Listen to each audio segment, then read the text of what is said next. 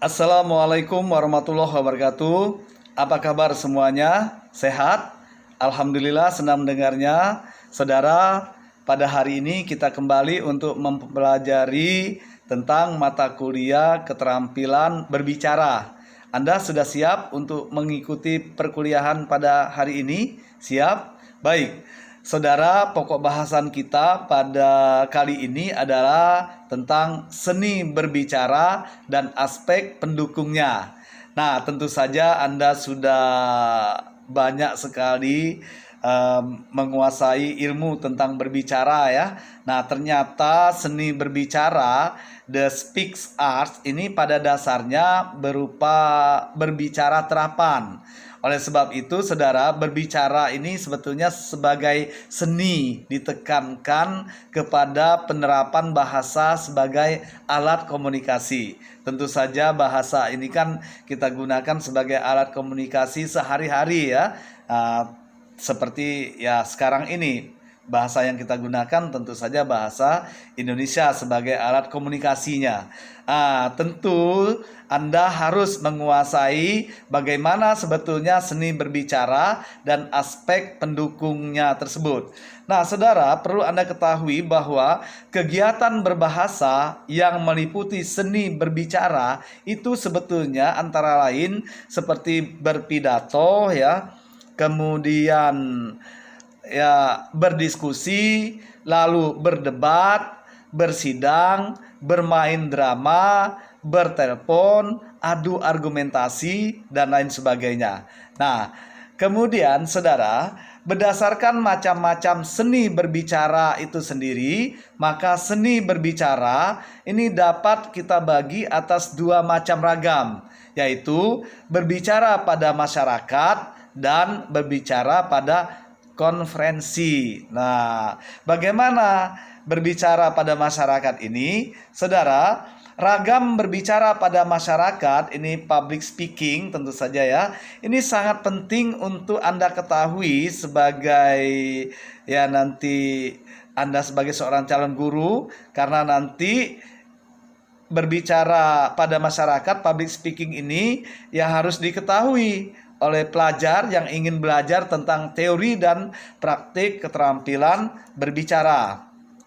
Kemudian, saudara, kegiatan berbicara pada masyarakat ini juga meliputi yang pertama itu berbicara informatif atau informative speaking. Nah, ini adalah kegiatan berbicara yang dilakukan di dalam situasi tertentu yang bertujuan memberitahukan sesuatu kepada masyarakat. Nah, ini biasanya kegiatan berbicara itu bersifat informatif ya. Lalu saudara, berikutnya yang kedua adalah berbicara kekeluargaan. Ini fellowship speaking. Nah, berbicara kekeluargaan ini adalah kegiatan berbicara yang kita lakukan dalam situasi tertentu juga yang bertujuan untuk mengakrabkan di dalam masyarakat itu sendiri. Nah, kegiatan berbicara itu biasanya bersifat kekeluargaan ya. Nah, kemudian saudara, yang ketiga ini kita juga bisa melaksanakan berbicara meyakinkan atau persuasive speaking. Nah, berbicara meyakinkan ini adalah kegiatan berbicara yang kita lakukan di dalam situasi tertentu juga yang tentu saja bertujuan untuk meyakinkan kepada masyarakat sebagai pendengarnya ya. Nah, oleh sebab itu kegiatan berbicara itu bersifat meyakinkan.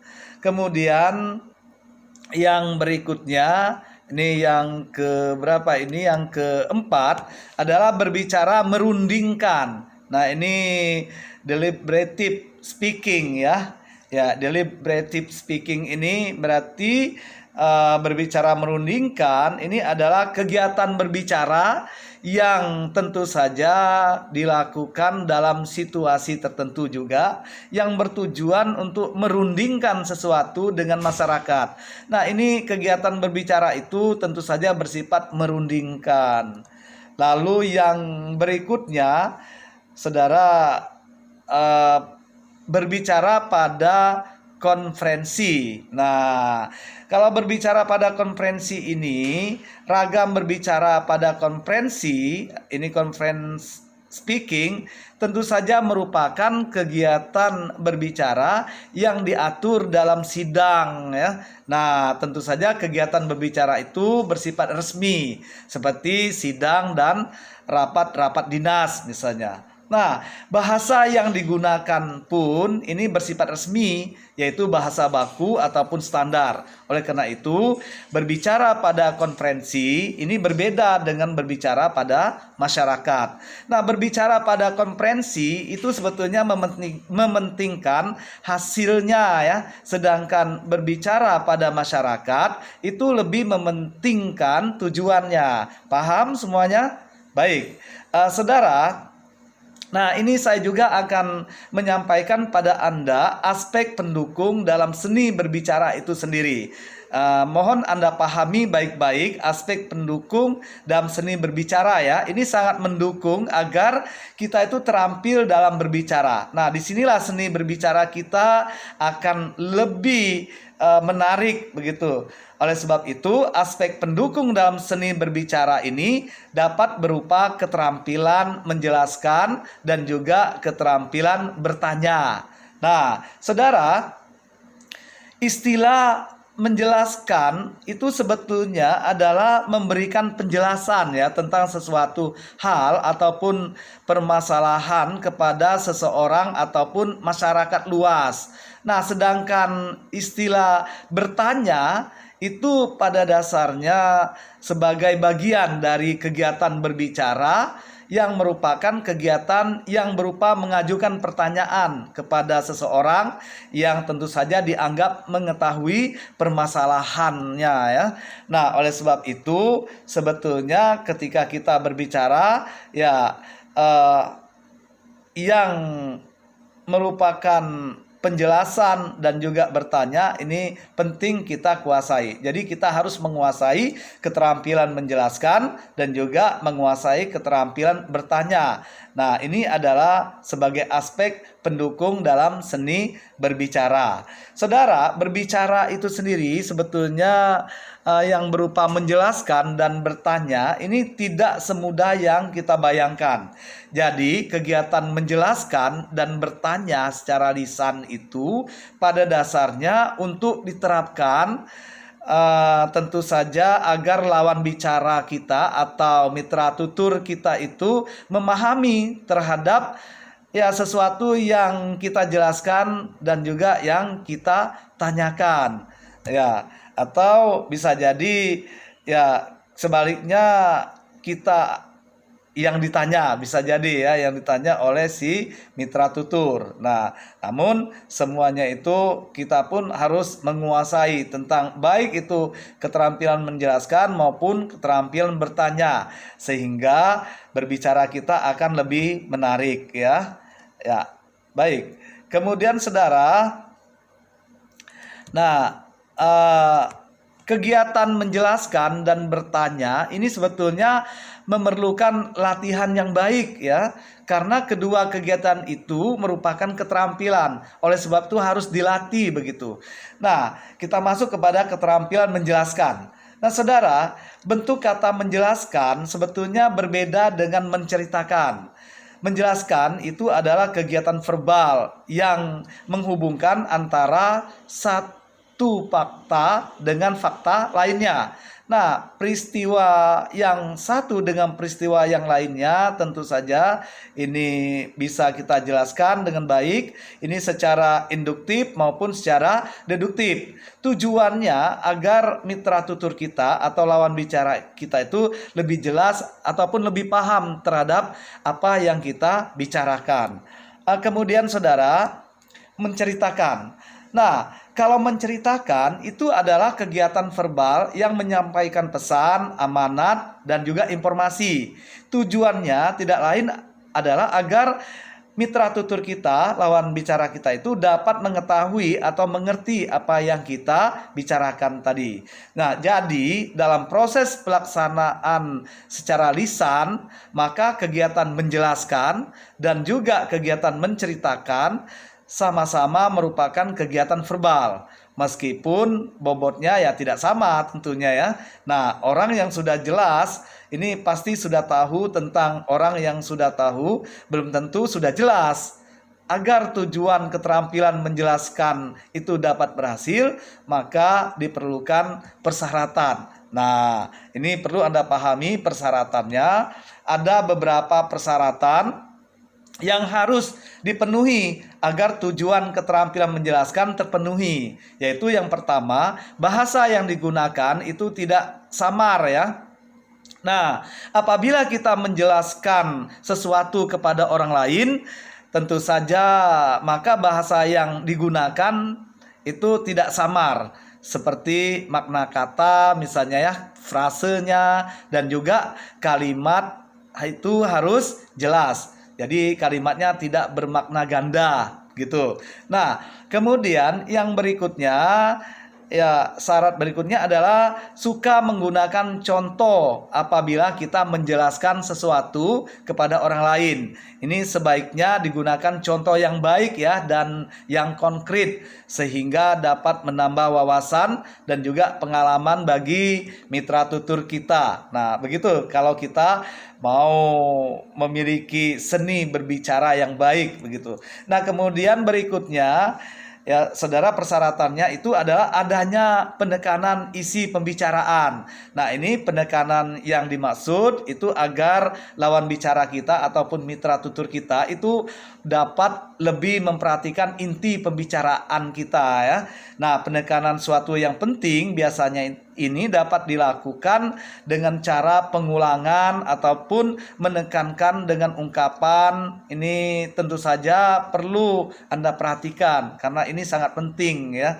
Nah, kemudian saudara, yang berikutnya, persyaratan berikutnya itu adalah adanya umpan balik. Nah, umpan balik ini merupakan cara evaluasi yang kita lakukan di sela-sela pembicaraan yang sedang kita jelaskan ya. Nah, jadi ketika kita menjelaskan sesuatu, kita berilah umpan baliknya. Nah, ini sebagai cara kita untuk mengevaluasi apakah mereka itu paham atau tidak terhadap apa yang kita jelaskan. Nah, kemudian saudara, keterampilan bertanya. Nah, ini harus Anda kuasai. Selain keterampilan menjelaskan ya sebagai aspek pendukung dalam seni berbicara tadi, Anda juga harus menguasai keterampilan bertanya. Nah, saudara, cara bertanya ini secara lisan sebetulnya merupakan bagian dari aktivitas berbicara. Oleh sebab itu, seorang yang terampil berbicara itu belum tentu pandai bertanya. Betul tidak? Nah, tapi saudara, bertanya itu pada dasarnya memerlukan mental yang baik ya, dan juga pertanyaan yang baik. Itu adalah yang tepat sasaran. Jadi Anda itu bisa saja mempersiapkan pertanyaan yang Anda tujukan kepada ya mitra tutur Anda, tapi pertanyaan itu harusnya tepat sasaran. Nah, pertanyaan yang baik secara lisan itu ada beberapa persyaratan juga. Nah, perlu Anda pahami persyaratannya. Yang pertama itu penanyanya harus pandai mengolah bahasa. Jadi silakan saja agar mereka itu tidak tersinggung atau bahasanya itu santun ya, dan mereka senang dengan bahasa yang Anda gunakan. Yang kedua, penanyanya harus memiliki daya ingat yang tinggi. Nah, jangan sampai pelupa juga. Jadi apa yang Anda tanya ini nanti Anda sebetulnya tidak memahami maksudnya ya. Kemudian yang ketiga, ini pertanyaannya harus mengarah pada sasaran dan tidak berbelit-belit. Nah, ini penting Anda kuasai ya keterampilan bertanya di dalam menguasai seni berbicara. Jadi seni berbicara itu sebetulnya bukan hanya menyampaikan ya pernyataan-pernyataan ataupun informasi ataupun pesan saja ya kepada orang lain ataupun lawan bicara Anda, tetapi Anda juga harus memiliki seni berbicara yang tentu saja didukung nanti oleh ya aspek-aspek pendukungnya, yaitu khususnya yang akan membuat pembicaraan itu menjadi lebih menarik, menjadi lebih efektif, dan juga tentu saja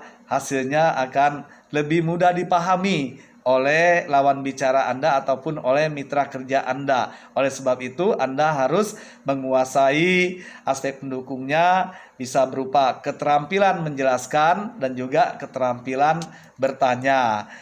Saudara, saya kira untuk pembahasan kita pada hari ini cukup sekian. Mohon kiranya Anda buat sebuah rangkuman tentang apa yang sudah saya sampaikan, yaitu tentang seni berbicara dan aspek pendukungnya. Kemudian hasilnya Anda kirim ke email saya, yaitu dalman.bangka@gmail.com. Untuk mendukung pembelajaran Anda pada hari ini, Anda silakan untuk membaca buku-buku yang berhubungan dengan seni berbicara dan aspek pendukungnya. Anda juga bisa membaca di internet ya, sebagai tambahan referensi ataupun rujukan Anda yang terkait dengan seni berbicara dan aspek pendukungnya. Saya yakin jika Anda menguasai tentang apa yang saya sampaikan, ini Anda akan terampil berbicara dan Anda akan mampu menguasai seni berbicara dengan baik, sehingga Anda adalah orang yang akan terampil berbicara dan insya Allah Anda akan sukses dalam hidup Anda. Sekian saya kira kuliah kita pada hari ini. Terima kasih atas perhatian Anda. Saya akhiri. Wassalamualaikum warahmatullahi wabarakatuh.